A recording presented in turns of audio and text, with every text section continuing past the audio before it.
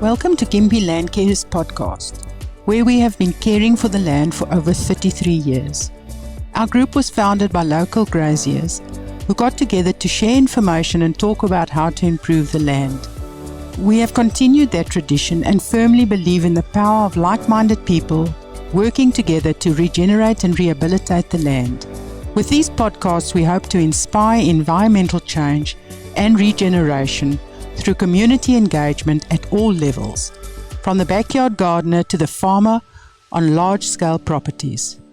We will showcase real stories and passionate people, so come and visit us at our nursery or become a member or simply partner with us to create an abundant, healthy and self-sustaining biosphere in the Gympie region. Hello and welcome to the Gympie Landcare podcast. And today I'm talking to Virginia Kelleher. Virginia has just joined us, and I think, Jen, you want to be called Jen, don't you? Yes, call me Jen. Absolutely. Yes. So Jen's joined us as our business manager, but she's a farmer, experienced marketer, and networker. She's a wife, a mother, and she runs her own business. So welcome, Jen. And I thought we'd spend some time just getting to know you a little. Mm-hmm. Thanks, Mel. So let's start at the beginning. Tell us a little bit about your childhood and where you grew up and those type of things. Sure. I grew up in Dubbo, New South Wales, and moved up to the Gold Coast when I was about 10. So I guess my roots are in the country, having grown up in Dubbo on sheep country with my family, then moved up to the Gold Coast because a lot of people from out west end up on a holiday on the Gold Coast and think they want to live there, which is exactly what my family ended up doing. And it was a wonderful place to grow up quite a few years ago. The beach and so I've had the best of both worlds, I guess. I've lived out west and on the coast, so which I've been very fortunate. I travelled overseas for a while and saw a few countries, and then I was married and moved out to a little town called Boona, west of Brisbane, Ipswich, and then eventually we ended up in Gympie because we bought country in the North Burnett because we wanted to raise cattle. So we bought the country there first, and it was a bit of a trek for us with 3 young children. So 4.5 hour drive with 3 children under 5 was a little bit difficult back then. So we decided we'd move a bit closer, and that's how we came to be in Gympie, because it's such a beautiful part of the world, and you've got the coast not far away to the east, and then our property out to the west. So it was just perfect for us, and that's how I'm here. So I absolutely want to talk a little bit more about that, but I first want to hear a little about your marketing experience, because I know that you were somewhere here on the sunny coast, busy doing marketing, and tell us a little bit about that. Actually, Gold Coast. Okay. So I spent most of my marketing career was on the Gold Coast in shopping centres. I worked for a radio station as well, which was really exciting and good fun. I was younger then, obviously. Got a lot of experience there and a lot of networking experience. And then I moved on to Brisbane. When I was married, I actually worked in Brisbane and I worked in the film industry. So I worked for a major film distributor called Columbia Films, and I got to work on Spider-Man and those sort of releases, which was so exciting. Big box office films, and I was their Queensland publicity manager there, and then went on to work for Birch Carroll and Coyle with their cinemas, and they're now event cinemas. But so a fair bit of experience there, I guess. Absolutely. In my younger years. So that's why we snagged you into that role, because you've got all that experience for us. But I'm going to ask you a question that I'm sure the audience are dying to know. Why Gympie Landcare? You've had such a huge role, such experience. Why Gympie Landcare? I guess I've had a paradigm shift, Mel, and it's called regenerative agriculture, and Gympie Landcare just fits the glove, so to speak. And we're a community organisation, so I'm so passionate about, helping our world. We're in a little bit of trouble. We're not looking after Mother Nature, and we need to, and we can all do it. And community organisations like Landcare are a perfect way to, create awareness in our community. You don't have to be a farmer You don't have to be a landholder. You don't have to be a grazier. You can just plant a tree and make a huge difference in this world. So tell me a little bit about that sort of aha moment that happened with regenerative farming. Did it happen slowly? Was it a moment where you went, wow? You know, I guess, look, my husband and I, my husband has a small crop background, growing small crops and lucerne as well, and traditional set stocking, you know, farming practices.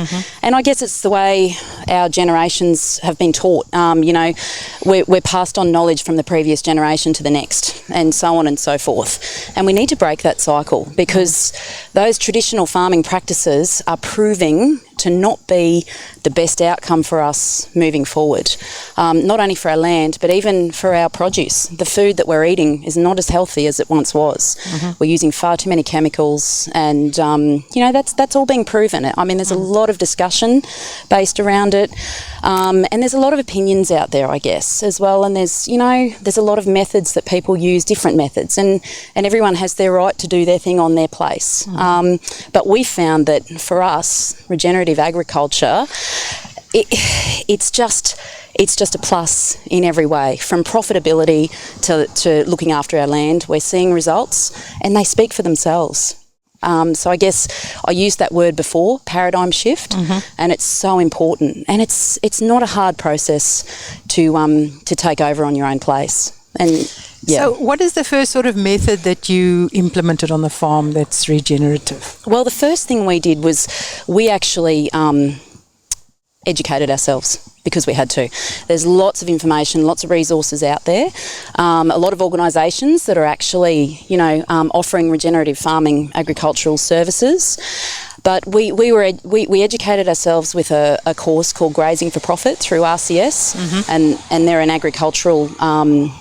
They offer that service, and that changed everything for us, because, I could go on and on, but in summary, we learnt how to move our cattle. We're cattle graziers, and we learnt how to move our cattle overland by rotating them and letting the land rest. And that just lets the pasture grow back. It keeps the biodiversity, and you prevent sort of monocultures, I guess, which is a big issue we have, not only in this region but all across Australia. And things like dieback are happening. So all of these questions are being asked, and we've got to find solutions for them that we can actually come up with a prevention, which is, I think, so much better. Right. So there's a lot of debate about, do you go cold turkey with regard to regenerative practices, or do you ease into it? And I know a lot of people said ease into it. What is your view on that? I say ease into it. We're not there yet completely. We're easing into it. I mean, it's not something, I guess, some people might be able to do that overnight. I think it's a transition process. And like I said before, education is the most important thing to start. Is just educate yourself. There's so many options out there. It's not an expensive option. I think people, there's a perception that regenerative agriculture is really expensive, and it's not. It's not. You can start with some wire and a few star pickets, and you can start to see things happening in the next few months after you implement those first couple of changes. Right. Wow, that's exciting. And I mean, this journey on regenerative agriculture is really just what I've said, a journey. It's not, we're there now. And it continues. I mean, we continue to grow in our knowledge, and that's really exciting, isn't it? It is. And when we're talking, I mean, just quickly back to agriculture, I guess 2/3 of the world is farming land. And we as graziers and farmers can make a huge difference to what's happening out there with desertification on land. And what I mean by that is bare country. We've got to minimise bare country. We need ground cover. And farmers and graziers are well versed to be able to make an impact, a positive impact on stopping or preventing that from happening. So I think that's a really exciting part of all of this. And even David Attenborough and some of these amazing mentors in that space are sending out the message loud and clear. We need to act, and we need to act now. And I suppose, we've got a lot happening in the world at the moment with COVID, and I think we've got a little bit distracted by a lot of these things. But climate change is obviously a contentious issue with a lot of people. Yes. Some people say it is, there's no climate change. Some people say there is. But yeah, I think we've got distracted as a nation around what needs to happen. Yes, I agree with you, Mel. And I think, we can make the change. We can make those few little changes. We can just be mindful at home about what we're using. These single-use plastic bags. We need to recycle. Plant a tree in the garden. Plant our own, fruit, some fruit and vegetables, some herbs. All makes a big difference. And teach our children as well where all this comes from. Right. Because some children just don't even see that. They just don't see a tree planted, or they have no access to seeing fresh fruit and vegetables growing. Right. And I think we need to teach our future generation. Now, I don't know if the audience can see, but behind us is our little junior Landcare gardens that we've prepared at the back. So yes, junior Landcare is in the forefront of our minds with regard to trying to teach the next generation. Just before I talk a little bit about that passion you have, let's just talk about nutrient dense, because I know you and I have had some really passionate conversations about nutrient dense, and tell us a little bit about that, because I think that is sometimes the missing key, because so the question in my mind is organic nutrient dense, is chemical free nutrient dense. So what are your thoughts? Again, I'm not an expert, so, and there's a lot of opinions out there, but there's also a lot of research being done. And through my regenerative journey, I guess, I was enlightened to something that I saw through one of the courses that I did through RCS, through a Grazing for Profit school. They put up on the whiteboard, they showed us this amazing picture, and it was called The Zoo Beneath Our Feet. And it was all about biology and what happens under our feet that we all take for granted unless we know about it. And that's to do with soil health, which is so important that we get our soil health right, because we end up eating the food that's growing in the soil. If that soil's healthy, our food's healthy. If that soil's not healthy, our food is not healthy. We're not getting the nutrients we need. There's a lot of illness in the world. There's a lot of questions to be asked around that. There's a lot of people doing a lot of research, not just in Australia, but all over the world, about soil health and how it relates to the food that we're eating. And I think that's really important, that we educate ourselves. Right. And all of that information is out there and so easily accessible. People like, Zach Bush are just doing some amazing research, and they have the qualifications and they are backed by this research. And we need to be listening. We need to be listening, and we need to be educating ourselves and our children, because they're our future generation. Again, as you know, I'm passionate about it. Yes, absolutely. Yep, absolutely. So how do you think you're going to live your passions in Gympie Landcare? How are you going to contribute to our vision of an abundant biosphere here in the Gympie region? I guess education and awareness is a big priority that I would have in doing my work for Gympie Landcare, and that'll be through graziers in the area, and just, I guess preaching the regenerative agricultural practices that I've learnt. And I'm available, I will offer any of my, my learnings to anyone who's willing to listen. I'm passionate about it. I'm happy to share it. And there's a lot of other people in this area, in this region, that are doing that very same thing. There's a lot of us out there. So, people like Boss Rural Supplies. They're a fantastic company down there at Kendanga that have got a lot of produce and a lot of information and a lot of knowledge down there, a lot of product. So people like that, you can go and see them. And then with us, there's also our nursery, which plant trees. That will help. That's another part where I don't think a lot of people in our region possibly know that we've got a wonderful nursery here, a lot of native plants, and I'm just going to, if I may, grab a couple, because I love trees. And, I just think they're so important. What are you holding there for the listeners? Just tell us what you're holding there in your hand. So Virginia's grabbed a pot with this beautiful tree in. And this one's sold because I'm taking it with me today. And my husband won't be very happy because I just plant trees all the time. But this is a native macadamia. from our region. And I actually have these on my place, and they are native. They're up in my scrub country. I live out at Glastonbury, sort of west of Gympie, and these pop up all over the place, which is really exciting. But I just want one now to take home and plant. I just walked through the nursery here at Gympie Landcare before this one, and then another one that I absolutely love is the bottle tree. And they're all from this region, and this little fella grows up with this amazing trunk, which holds water. Yeah. So trees are amazing things. It's a little bit slow growing, but plant one today, and who knows, a few years' time you'll start to see the effects of it coming, to light. And they just, trees come to life. They're fantastic, Yeah, absolutely. Yeah. And I mean, it's interesting, about natives, because a lot of people think there's no prettiness around natives. So we plant all these sort of exotics because they look pretty. But actually, we've got a range of really pretty natives, don't we? We do. Yeah. And we've got people in the nursery with a lot of knowledge, and you can pop on in and have a look. And it can be a little bit daunting in the nursery. There's a lot of natives there. There's a lot of plants, which is a great thing. There's a lot of diversity there.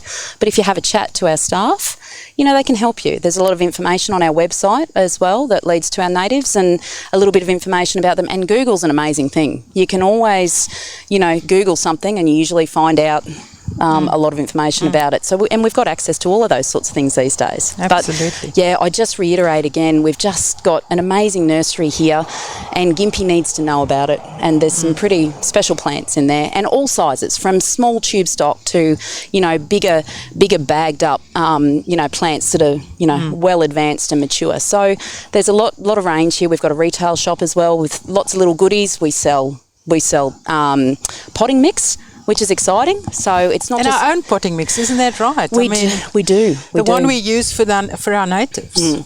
And this is the thing with Gympie Landcare. It was another thing I really liked. And I came here to the nursery before I started with Landcare. I'm a member, so you can become a member and you get a discount, which is pretty cool. And that's all through our website as well. But we also have a biocontrol department, which I think is fantastic. And we're working on compost and worms. We sell worms. Composting worms, yeah. Composting worms, which are so important to our soil health, and they help. They help us grow things basically.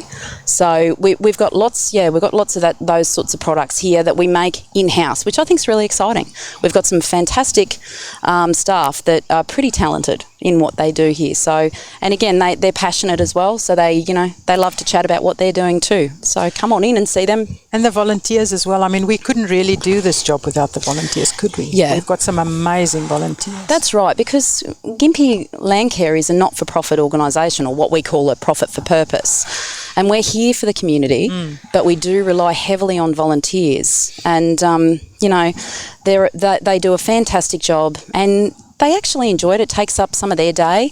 Some people are fortunate to have some time on their hands, and, they come in here and make friends and feel like they've done something to contribute, and they have. And that ends up, helping our community at large, which is a wonderful thing. And there's another thing, Mel, that I love about Gympie Landcare is that, we ask our community to help us keep our natives in this region. And if you've got any seeds out there, we love those donated, and there's a lot of people that do donate seed to the nursery here, and our staff nurture that and look after those seeds and grow them so that we don't lose our native plants in this region. I think that's really important. Yeah, we've got our introduced plants, and that's fine as well, but we need to look after our natives. Just like we need to look after, they're Indigenous. It's part of our Indigenous culture, which I think is so important. So you were talking about the biological services area, and I know there's some really exciting things with regard to microbes and laboratories. Talk a little bit about that future sort of vision in that area. Absolutely. Well, so Gympie Landcare is, we do rely a lot on grants. So we're working behind the scenes to try and, be successful with our grant applications so that we can purchase infrastructure to provide more services for the region. And one area that we're really focusing on is our biocontrol department in growing our being able to look at our soil health more closely. So we're looking at I guess you could call it a laboratory where we are looking at microbes in our soil with a microscope. We're looking at growing that department. It's only early days because we do need the funding for it. But once we have that up and running, that's a really exciting part of our sort of, I guess, our part to play in a little bit of research here with, microbes and the zoo beneath our feet and our soil health, and being able to offer that as a service down the track to the backyard gardener or the grazier on farm. Yeah. So you'd be able to bring in your soils, yes, and then that team would be able to tell you what the microbe situation is in your soil. Is that how I understand that? That's right, absolutely. And we're not there yet, but they're the plans for the future, which I think is a really important and vital service to this area, to be able to come in and have your soil examined under a microscope to see if your microbes are there or not. And that's all it is. There's lots of different microbes in there, and we just need to grow them. And, that's all through soil health and land management. And, we've got a lot of information in that space here that we can offer to people. And the education out there as well. We've got access to a lot of that, and we can let people know where to start there. So I know we've just gone through a flood situation, and I know that our environmental and conservation team are really busy on the Mary River walk there. Yes. Tell us a little bit about that work that they're doing, and I was out there yesterday with our department manager John, doing an amazing job. John and his team of staff down there. They're on the Mary River at the moment. So if you see them in their Landcare shirts, please say g'day. And I know people have been down there thanking them for the job they're doing, because as we know, Mother Nature, she has a way of telling us that something's not quite right sometimes, and that might be whether it's a drought. This time it was we've been through drought. Now we had a flood. So we had a lot of work down there. It happens on a regular basis. Gympie Regional Council do a fantastic job of letting us help them, keep that area maintained as well, and rehabilitate it, because we do have some destructive damage there. And as I said, I was down there yesterday assessing that with John, and they're doing a fantastic job, and a lot of people use that area. It's a beautiful walk on the Mary there, but we have lost a lot of trees that, doesn't matter how you plant a tree or whatever, when nature takes over, we have no power over that. So we've lost a few trees and whatnot on the Mary there, and we'll be back there putting them back, planting them again, and just making sure we're looking after the banks of the mighty Mary. Yeah. So young people, talking a little bit about young people and our future, and what do you think? How do you think we can sort of get involved, teaching them about all sorts of things that are nature? I guess for children, if we're talking about children, young children, even youth, if they grow up on country, they're very fortunate. They're a part of it. It's second nature. It's their backyard. For children that live in town or even live in our cities, I guess they get to go on holidays, they'll experience the beach, they'll experience the bush if they camp. It's a fantastic thing for kids to camp, to get out there amongst nature. But we need to educate our children going forward, because there's so much technology out there. A lot of our children take jobs where they end up in offices.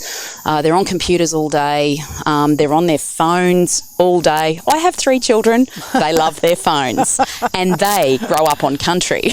Yeah. They still love their phones. So we need to find that balance for them, because take a walk and just look at what's around you if you get a chance out in nature. Take a hike. There's so many trails in the area that you can experience a lovely bushwalk or a beach walk, down at Rainbow or Noosa, all those. We're so lucky they're not far away. But I think with our children, they also need to know that the world is in a bit of trouble, and we've got to look after, Mother Nature, and she'll look after us. And that's through services like Landcare, where we can educate children not only on just planting a tree and what we were talking about before, but one thing that I'm really passionate about with children and our future generation is connecting to country. And our Indigenous Australians have done it so well in the past, and they are doing it now. And we have got some amazing people in this area that I'm privy to that do outdoor education with children, and they connect them and they have stories, and they don't have to necessarily have grown up on country. They can just have a story and they can learn that story. And it is an amazing thing when you go on that journey with people who have got a natural gift to teach children like that. I mean, our schools are so important as well. Please don't, I know that we all need to be educated, but we also need to be educated in nature and what nature provides for us. And that's everything. I've only talked about trees, but there's bees and there's insects, and there's so many parts that are so important in nature. And, we spray our bees, we spray our insects, they pollinate our plants. They're so important in the whole process, and we're missing that. And I think I really worry for our future generation that they'll miss that as well, unless they're taught regenerative practices where we're looking after everything. There's a cycle. Water, there's a cycle. We have to look after everything. So at the moment, I know that Junior Landcare is a little bit on pause at Gympie Landcare, because we are, as you say, really looking how we can do better with regard to the youth. Yes, that's right. And we're working on an education program in the background, and that's something that I'd like to see Gympie Landcare really stride forward on, because we need to teach our younger generation. So we've got some pretty exciting plans in place, and hopefully this year will be the year to sort of launch that in our region and get really involved with the community. There's quite a few exciting plans and grants that we've already applied for, and fingers crossed we are successful, because there's some exciting work to be done, and it's all positive, and it's all for our community. So we're in an unprecedented time of change. What do you think we can do as individuals, be we backyard gardeners, even if we live in a flat, farmers? What can we do as individuals? Because often people believe that they can't do anything as individuals. What are your thoughts on that? I guess, are we talking about food? Are we talking about, I would say it starts with food. I mean, we all eat. Know our food, know what we're buying, support our locals. There's a lot of local produce out there. There's a lot of even backyard gardeners that produce beautiful fruit and vegetables that are no spray. Sorry, I just don't like chemical. And it's necessary sometimes. I understand that. I'd be a hypocrite if I said I didn't use it where I need to sometimes. But we can limit it, because we do a lot of damage. And there's, again, a lot of education out there to prove that. So it's being proven. But I guess, just know your farmer. Know where your food comes from, and take an interest in it, and I guess think about what we're putting in our mouths and what we're feeding ourselves, and let's make sure that it's nutrient dense. There's also a lot of people getting sick, and I think a lot of that can change. There's in the foods that we're eating, and a little bit less processed and a little bit more full of the good stuff, straight from the ground. So what you're suggesting is that it's important where we put our money. Because wherever we put our money, we're going to get more of. So if you want more nutrient-dense food, you probably have to try and buy more nutrient-dense food, because, the others are going to go out of business if we start putting all our money into the things that we really want. I think too, nutrient-dense food probably costs a little bit more.